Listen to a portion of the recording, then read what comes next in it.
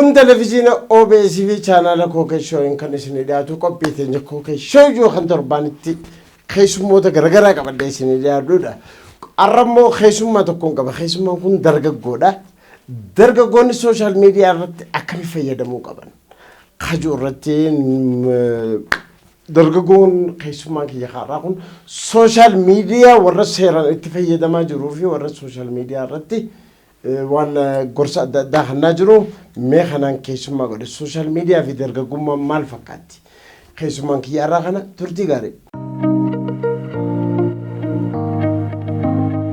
هيا قاعد يبني في نجرة كمان اسمه جت خيسوم ما كي يكبر ده في نجرة بقنا كي عندفت بقنا كامل مترو مكاخي يعني يا دقوم سارة قام فور السوشيال ميديا تدقوم سارة متين باين ما نبيعه السوشيال ميديا دقوم سا أورامو أيه يعني يا دلوقتي تاتس دقوم سما دقوم سا بدي مختار جامع دقوم سا ده بنك أورامو ده البنك يا أورامو ده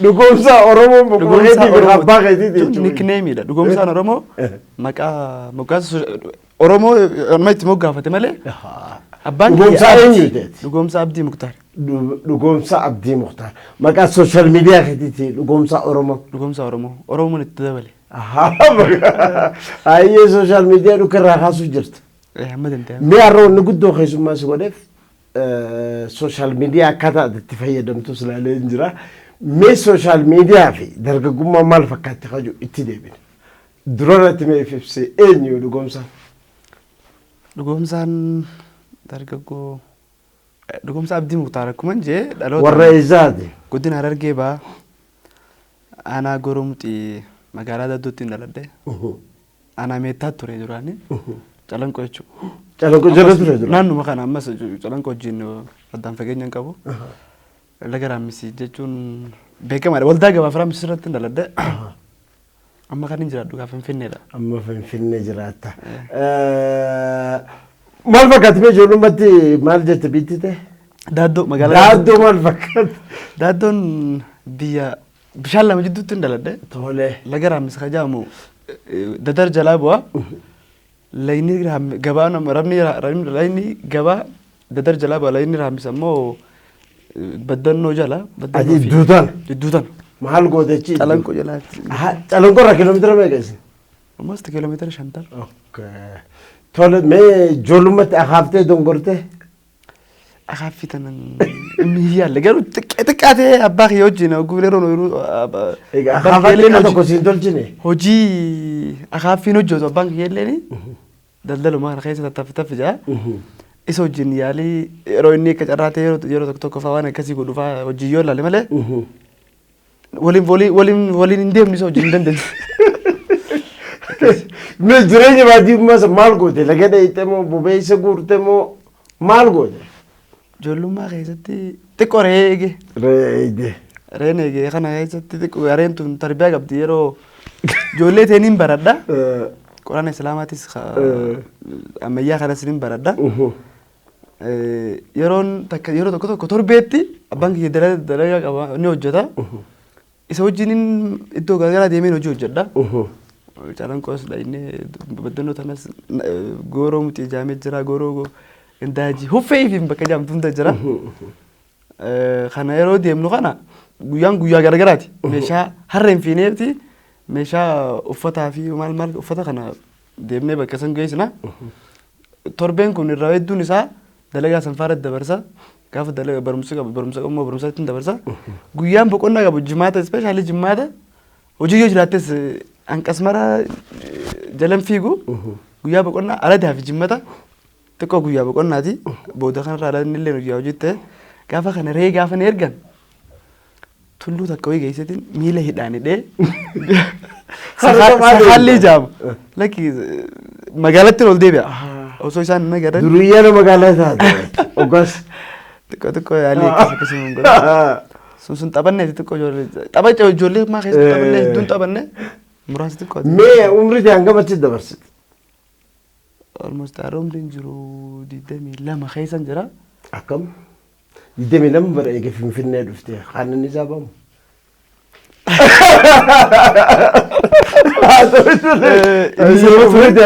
umni tiyyaara sitti miilama. Haadhummaa tiyyaa biratti hin guddadhe. Akkoo biratti. Akkoo jechuudha. Ilma akkoo hin guddifte. Ummaa tiyyaa biraa amtaa godhuuf hin jirtu. Osoo hin beekne ututummaan tiyyaa. Haadhummaa tiyyaa biraan hanqaa gara waggaa 10 ta'u akkasuma haadhummaa tiyyaa biraan ture. San booda abbaa kiyya birattiin galee jireenya abbaa kiyya barumsa hojii wal qabsiisatiin takkaa akka sadii haadhummaa tiyyaa abbaa ummaa tiyyaa birattiin baradhe afurirraa hanqaan masjida tarkaan faddaana abbaa kiyya birattiin baradhe. Mee shaggooyyoo kana hin deemne citti. Khineetii jira. Khineetii jaaniiti manni barumsaa yeroo cufamu obboleessa keenya irra guddaa badhaasaa jaanii nama biyyaa jira. Isatu ati dhugoomsa badhaasa. Obboleessa keenya badhaasa. Baay'ee asitti kan hin kaasu. Maatii teenya keessa jechuun saayikooloojii gadi tanatti gama harki kanatti maqaan maatiif moggaafamu baay'inaan Maammadii fi Hassan. Maqaa Islaamaa. Jechuun hammeenya jechuun osoo hin taane maqaa moggaasa amantiiti. Abbaan kiyya maqaan isaatis Abdiidha. Nabbareen kenna ani hangafni kiyya badhaasa. Tole. Ani dhugoomsa. Haaya. Kanatti aanu sabboona. Ka sabboonatti aanu eebbisa. Ka eebbisatti aanu sirana. Siranatti kaanu micoon dubartiin jirtu takka raandii jaaniini ani raandiin jenne nama kan inni moggaaseef lalisee moggaaseef ani lalisu waan ijaamaralleedha. Ka lalisatti aanu mucaanis hammaari. Abbuma keessa ni baasu maqaa kana. Baay'ee nu moggaase. Moggaasa jechuun maaf habina. Maqaa Oromooti guutummaa keessa. Gaariidha achitti mee gara Finfinnee akkama dhufuu dandeessi? Gara Finfinnee kan akkamitti dhufuu dandeenya?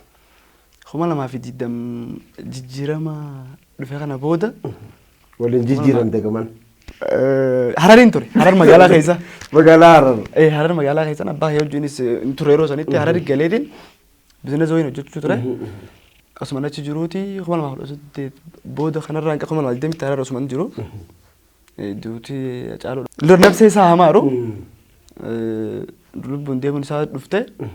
Sambooda haalli siyaasaa biyya san keessa ture waan chaalenjii qabsoo Oromoo tana keessatti hammate waan inni madda waan ta'eef achitti hawultii bineensa haamti akkas keessan isa wajji wal qabsee wanni haredduun tokko Harar san keessa ture. Harariif in fact bahuuf murteeffadheenis riyaa tokkotu namni riyaa nama guddaan qaba yeroo hedduu ani wanni kiyya nama guddaadha. Achi bizinesa wayii qaba achirraa namni intala isaa fuudhe Iskandar jaaniin as jira. Intala isaa fuudhe inni Ahmadiin Kadir jaaniin Hararitti Harar jiraata. Intala isaa fuudhe Iskandar kun warra baddannooti. Isa biraan as dhufee isa bira xiqqoo as dhufee hojii wayii markaatoo keessaa qaba. Xiqqoo isa hojii ture yeroo sanuu isa bira akka hojiitti illee hojii yoo jiraanne joora faayidaa jira yeroo sanitti. Finfinnee kan galeetti taargeetiin yoo guddaa jalqaba yoo Harar yeroo jiru sanuu achi keessa lubbuuf illee bahuuf yoo murteeffadhe dirqama Finfinnee galee Jowaar dhaasee isaan iyyaafachuu murteeffadhe jechuun ani Jowaar qabsoo Oromoo tana keessatti dargaggoo Oromoo gama of barsiisuu irratti sochii inni godhe infaakti dhugaa lafa jirtudha. Kanaafuu du'aa caaluutiin wal qabateetti gara Finfinnee dhufuun kee. Gaara amma Finfinnee jirra. Amee sirba tokko iddoo sirba jaalalaa. Beekasii seenaa gadi wal qabatu haa ta'u. Waan reefu ijoollummaa keessatti taphatee jirtan. Haftee turte sirba jaalala ijoollummaa keessatti hojii wal qabatee laayifii sannaa himiiti sirba tokko naaf heerme. Yeroo ijoollee micoota akka jira ollaa keenya. Jechuun jaalala akkasitti waan hunda beekan sun osoo hin taane ollaadha. Dukkaana keenya abbaan keessa dukkaana asii qaba isaanis dukkaana tokko nu jidduu jira. Sabbana tokko amma mucaa sana wal agarra ollaa jirra beektaa. Akkama ijmaa wal jaalanna. Isinis gaafa argee isinis gaafa na agartee gaafa guyyaa boqonnaa kana wajjin qaban. Mee dura bakka wal jaalachuu sana akka wal jaalattan maaliif beekta? Ati jaalachuudhaaf beektamoo isiin akkas jaalatu maaliif walumatti himna jechuun. Dura eenyu jaalate dura? Maybe ana ta'uu danda'a.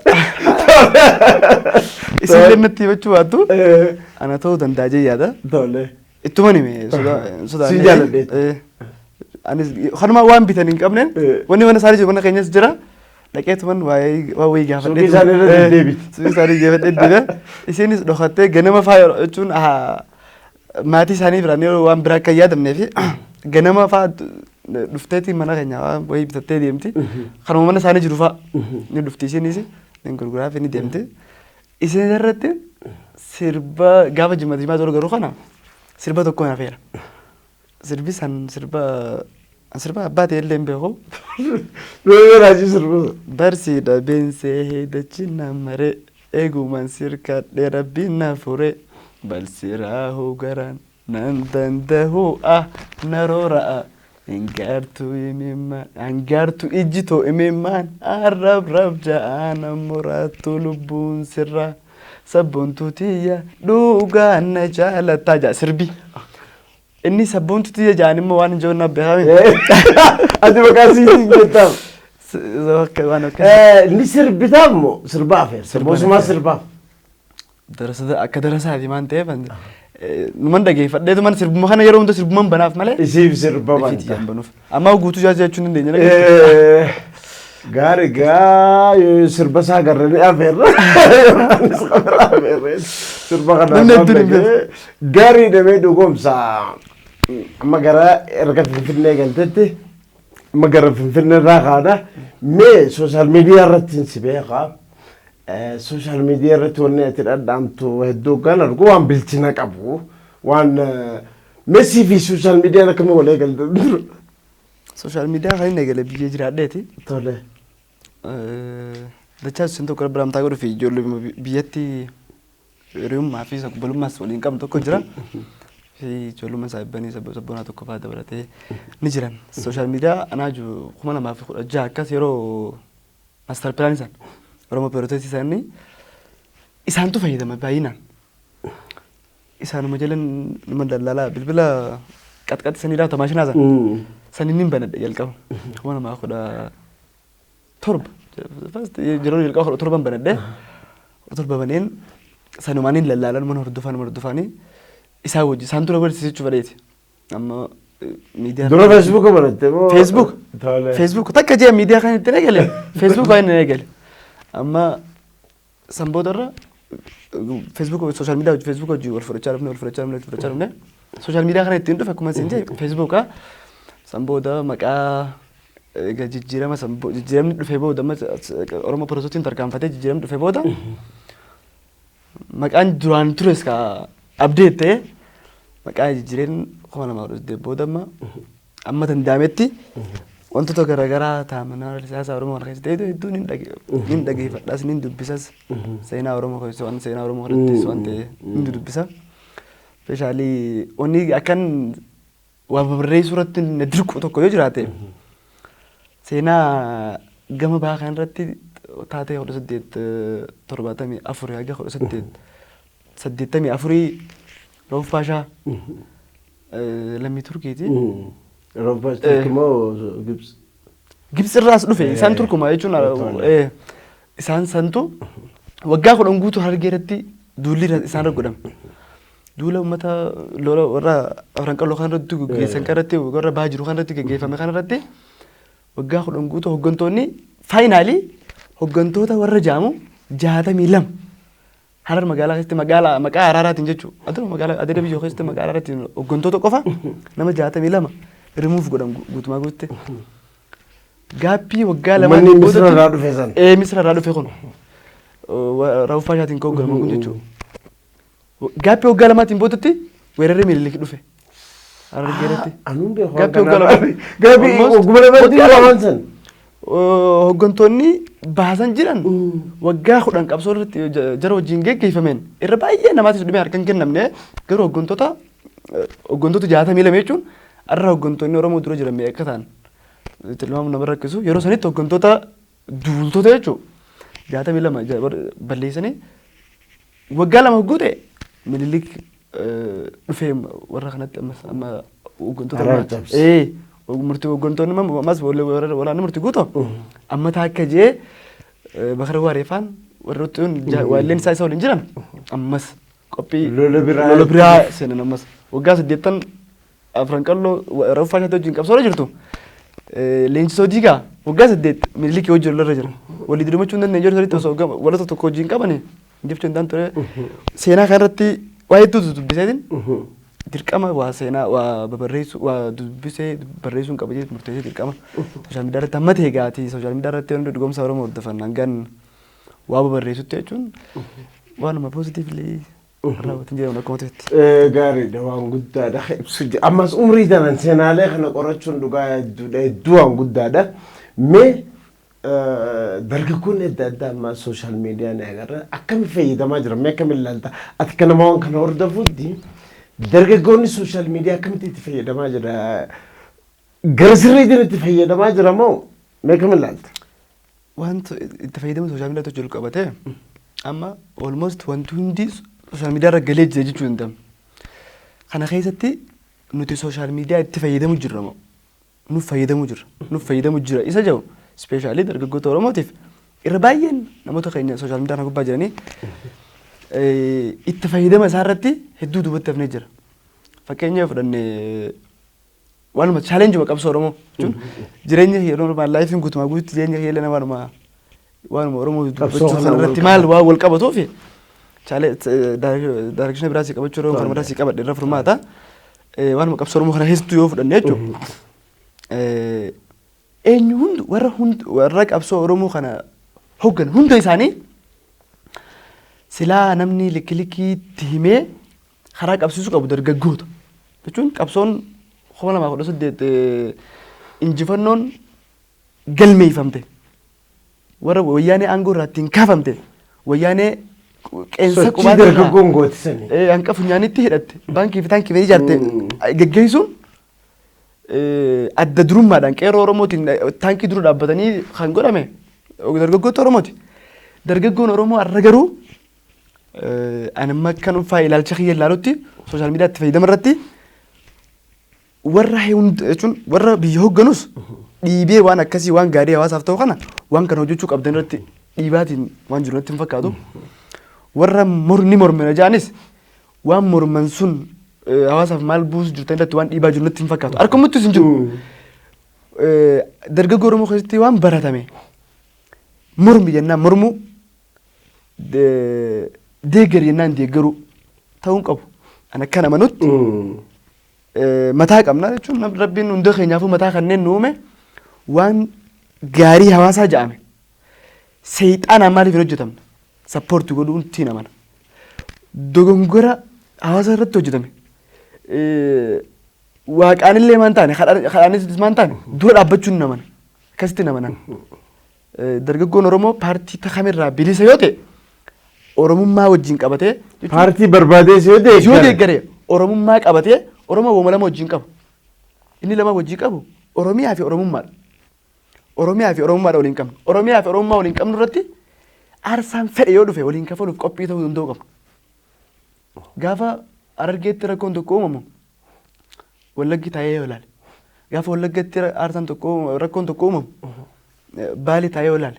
Booranni Gujiin Oromiyaan kutaa 11 teessee yoo ilaalte dargaggoon jechuun ispeeshaalii sooshaal miidiyaa wajjin wal qabatu irratti waldi akka duriisan dhiibbaan godhamaa jiru sun ammatti baay'inaan mul'achaa jiru namuu wantoota garaagaraa keessatti waan hin barbaachifne hedduu keessatti wal arguu jirra. Kanaaf yoo danda'ame dargaggoon Oromoo waan Oromiyaa fi Oromummaa wajjin wal qabatu irratti fokas akka goonu dhaamsa dabarfachuu barbaada jechuudha. Waan guddaadha. Amma sooshaal miidiyaa kana irratti maal wanni argamaa jiru gareedhaan deeggaru gareedhaan balfuu maali wanni kun akkamitti dhufe fakkeenyaaf yoo tokko sabboona jee namoota sabboona yoo tokko namichi kun rakkoo qaba jee maali kajee adda baafachuu illee hin jiru gareen jaalachuu gareen jibbuu wanni akkasiisuun akkamitti dhufe. Akkuma reefu jeesan akkuma guututti walitti qabdee jechuun mormi jennaan mormuu deeggari jennaan deeggaruu sana bifa suniiti. Gaafa ati waan qeecu sun irratti jechuun itti amantee guduu hundeessaati. Jechuun ilaalcheen ani itti amane xiyyaa miti. Ani itti amaneetiin godhaan sana. Irra baay'een namaa jechuun warra hubannoo ta'een alatti yoo gaarii gootes nama jala deemanii bibbee kaasantu beektaa nama hunda qarra ittiin deemu jira namni miira keessa galee jechuudha. Gaarii yoo dilaydees goota keessa hin jaa. Gurupiidha waan gaarii takka irra duuluun hin argamtu. Sunu maal? Rakkoonis ispeeshaalii seentara irra amma jiru kanatti amma Fijjitoola Finfinnee jedhamte guruppiin ijaaramu bakka hundaa keessa jira. Amma eega jijjiiramaa kana booda warri hedduun gareedhaan ijaaramuun tun sadarkaadhuma warra jechuun aktiivistoota Oromoo duritti torbaanii mul'atanii kana ispeeshaal warri seentara kanarra jiru irra dhalatan qofa osoo hin jenne jiru jechuudha. Gareen ijaaramanii gurguddaan isaaniitu jechuun warra gadi duubarra jiran xixiqqaa amma waan ati yoo hamtuu gootes jabaa kiyya hamtuu gaarii gootes jabaa kiyya siin jiru kana osoo hin taane namni maal itti nama silaa hubannoo qabu jechuun hedduun isaaniitu gareen ijaaramuun waan maqaa dubbachuun barbaanne hedduu jira malee jira. Kana cabsuun kan danda'amu akka ilaalcha kiyyaatti fagoon deemu baay'ee wanti gareedhaan akka dhuunfaatti gosaan gareen kutaan amantaan maaloon ijaaramanii tarkaanfatan kun fagoon deemu garuu gaafa garee takka qabattee jechuun maqaa Oromoo muggaafattee jira maqaa Oromoo muggaafattee garee takka qabattee gaafa deemtu siifii osoo hin taane hawaasa akkaati keessaa hin beejettu san irratti illee gaarii waan ta'u gaariin ta'u bu'aa fidduufis hin jiru wanni kun yeroof itti fufa malee yoo sooramuus ta'e soorama dhuunfaa sooramta malee yoo rakkachuus ta'e rakkoo dhuunfaa rakkatta malee hawaasa wajjin qabdu hin jiru wanni guddaan sooramtus hawaasa wajjin deeydus hawaasa wajjin inni gammachuun guddaan isa sani. Saniifuu rakkoon ammaati jette gareedhaan waa mormuuf garee waa deeggaru jettu kun ka'umsi isaa warra gurguddaa Oromoo duratti ol ba'ee mul'atu hedduu kanarraa maddi isaa achumarraa. Kanaaf rakkoo ebaaf magdal kan cinqillaatu nu jeemte. Saniifuu rakkoo sanas cabsuuf matuma rakkoo sanii. Achumarraa gasirraa qaba. Gaari kabira mee dhiibbaan nurraa fide sooshaal miidiyaan amma akkuma gartutti yeroo hunda namu miidiyaa irra jira sooshaal miidiyaa irra jira barnoota irratti isaa taatu mee akka ati nama waan kana hordofutti bu'aa isaati irra guddamu rakkoo inni nurra fideetu irra gudda sooshaal miidiyaan akka biyyaatti. An bu'aa isaa irra gudda jee naman. Tole. Akka itti bu'aa isaa irratti gannee irra gudda jee amanu. Dhuunfaanu yoo ilaalle sooshaal miidiyaan waanuma mataan kee hordofsiifte. Humsa kan jiru jira baastu. Intelligensiin waan kanaa irratti hojjetan. Waan gurbaa waan ani itti amanu akka waan imagination na hubatanii. TikTok yoo seente amma yeroo waan atuma scroll godhaa deemtu waan ati dhaabbattee ilaaltu irra turtu sii fida. San jechuun abbaadhaaf bu'a. Fakkeenyaaf amma waan nama arrabsuu qofa irratti yoo akkas goote isa abbaa saniif bu'a. Itti amanee godhame eenyu galaafata wanni itti amanee inni godhu jiru san isa mataa isaa galaafata. Galaafata jechuun lubbuun baduu qofa miti. Nama galaafatamtuu hin jiru dhaabbatee akka du'es baay'ee jira. So bu'aan inni miidhaa inni akka hawaasa keenyaatti amma yoo fudhanne bu'aan sooshaal miidiyaan arkanne hamman hin jaamu. Dhiibbaan nurra fidee. Mee bu'aa inni fiderraa kaasu. Bu'aa isaatu irra guddaadha jettee. Bu'aa isaa irra guddaa. Gaarii kanumaan beekuu fedhe kabira umrii teetee hojii waan ajaa'ibaa teetee kun jira. Koree kitaaba Usmaayyoo waggaa 18ffaa keessa turte koree abdii qophee. Mee kan filamuu dandeesse wannoota kana hoggansan keessatti koree san keessatti akkam filamuu dandeesse? Ani tamcaa jalqaba kan hin hojjedhe kaa. Kasartu wajjee kaa Usmaayyoo Musaa. Usmaayyoo Musaa timcaa saartu saartu wajjin hojjenne.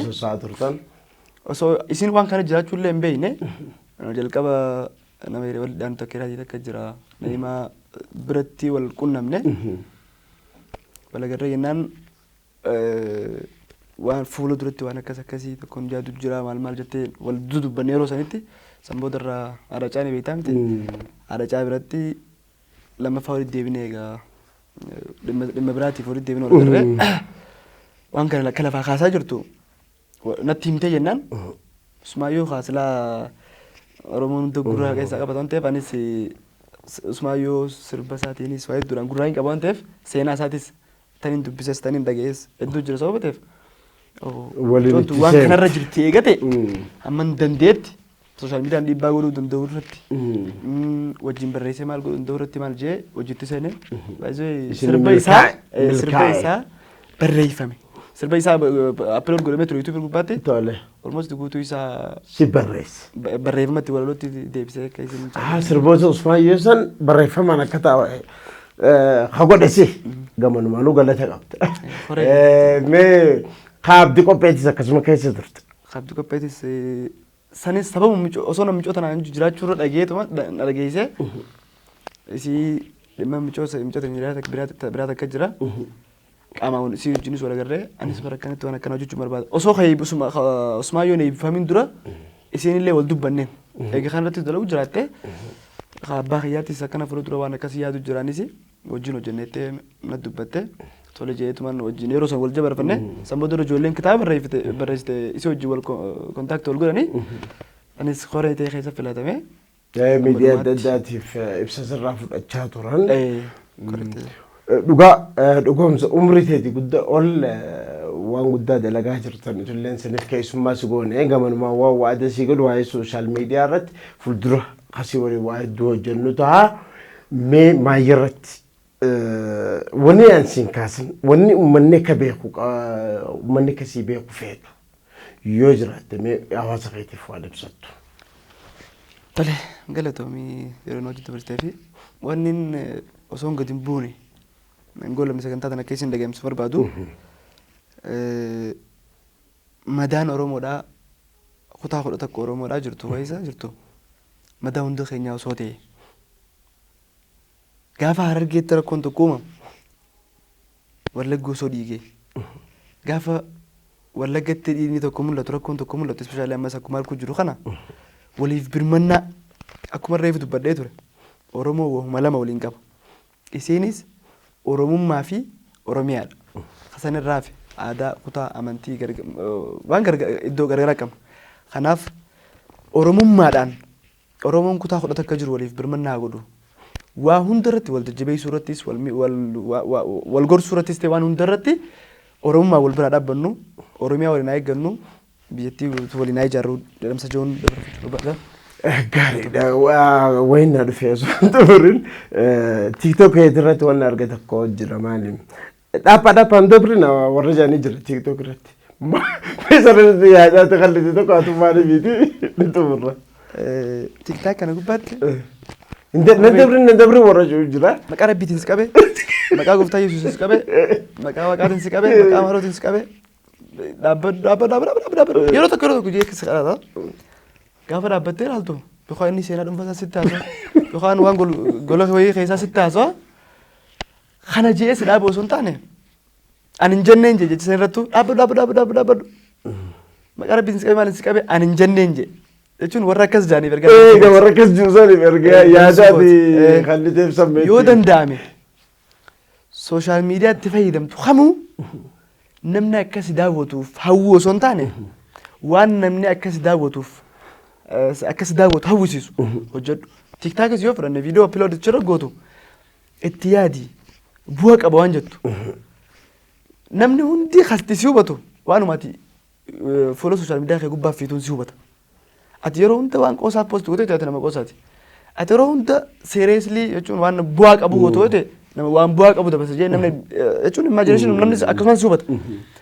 So kanaaf waan namni dhaabbatee ifii isaati osoo hin jaalanne daawwatu malee sangoodi malee dhaabbadhu na laala ittiin kadhatinidha. Kadhattus hin sagaddaa gahu.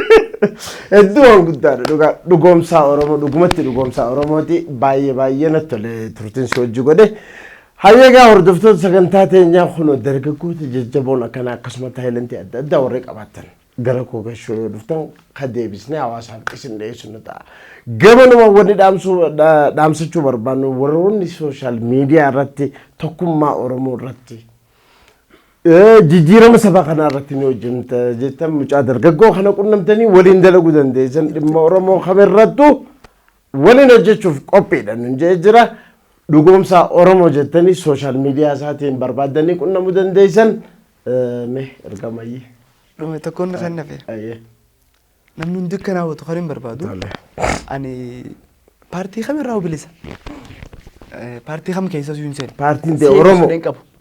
Seenis fedhan qabu. Paartiin ta'e Oromummaadha. Kamiinuu hojjetame jajjabeessu waan Oromoof hin taane qaama kamiinuu hojjetame dura dhaabbachuu yeroo hundaan kanaan akkana hubachuu ni barbaada. Kanaafuu kana si hubatanii waa'ee Oromummaa fi Oromiyaa irratti ati waliin hojjechuuf qophii.